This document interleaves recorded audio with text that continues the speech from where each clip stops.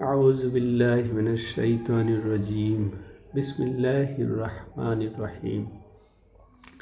আজ জুমাবার শুক্রবার 26শে ডিসেম্বর 2025, 11ই পৌষ 1432 বঙ্গাব্দ এবং 5ই রজব 1447 হিজরি।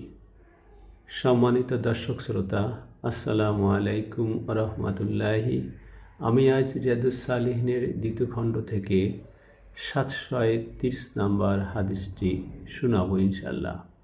হজরত আয়েশা রাদিয়াল্লাহু আনহা থেকে বর্ণিত, তিনি বলেন, রাসূলুল্লাহ সাল্লাল্লাহু আলাইহি সাল্লাম ইরশাদ করেছেন, তোমাদের কেউ যখন খাবার খাবে তখন সে অবশ্যই আল্লাহর নাম নিবে।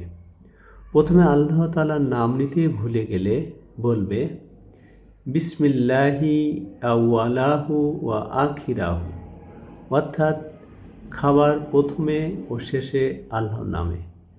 আবু দাউদ ও তিরমিজি শরীফ। ইমাম তিরমিজি রহমতুল্লাহ আলাইহি বলেন, হাদিসটি হাসান ও সহিহ। মহান রাব্বুল আলামিন আমাদেরকে খানা খাওয়ার ক্ষেত্রে যেন এই হাদিসটি আমল করার তৌফিক দান করেন, আমিন। চ্যানেলটি ভালো লাগলে অবশ্যই সাবস্ক্রাইব করবেন। ধন্যবাদ।